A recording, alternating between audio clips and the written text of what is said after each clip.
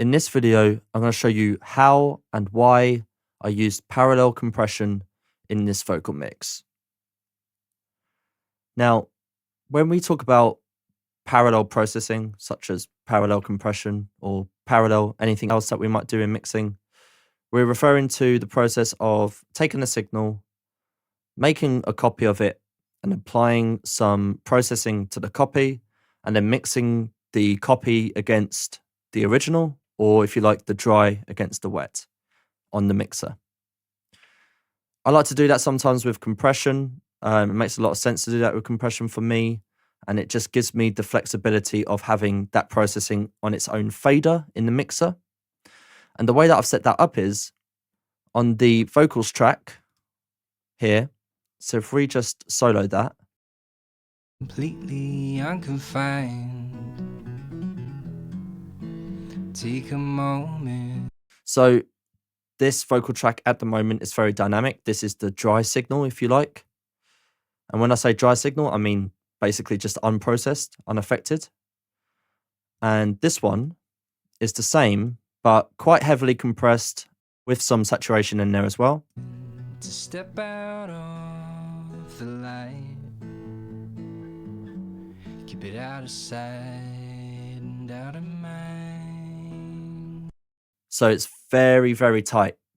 And you can even hear some of the bleed from the guitar come up in volume where the compressor is easing off. Now, what I do and how I set that up is on the send here. So I used a send. And the way that I did that was I clicked on here, went to bus, and I selected the bus that I wanted to use. And then I increased this value all the way to 0. So it's sending exactly the same amount of signal to this bus. And then I compressed the bus. So I loaded some compressors on there. And at first I just siloed the bus. So this is the fully affected signal. Out of mind. And my goal was to get like the most compressed, most tightest version possible. And I loaded up a few compressors just because sometimes that's a quicker and easier way of just getting that really, really tight sound. And the different compressors will be dealing with the different dynamic variances. But I did that quite quickly just to get a really, really compressed sound. And the ratios were quite low. I tried different compressors.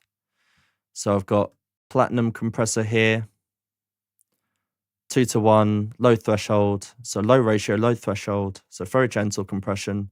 I'm using a Studio FET compressor here, 1.5:1 ratio, very low threshold as well. And another compressor after it, again, some very gentle compression. Accumulatively, they really, really hold the signal together. And then what I did was unsoloed that, brought the fader all the way down. Out of mind.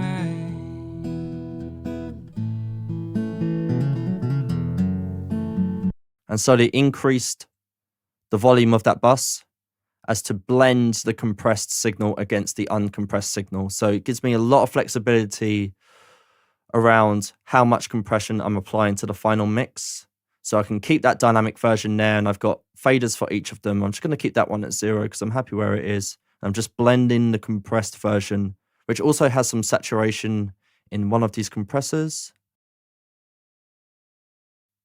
So under distortion, it says soft. That's what I selected. So that's some very gentle saturation, just giving a bit of grit to the top end of the vocal.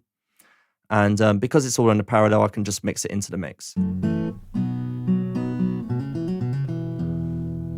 What I'm going to do now is just scroll back, and I'm going to mute and unmute the bus so you can hear the difference.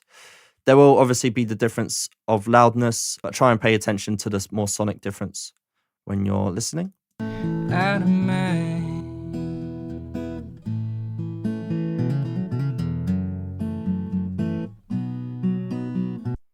I'll bring you to a part that has more vocals in it. Take a moment to step out of the light. Keep it out of sight and out of mind.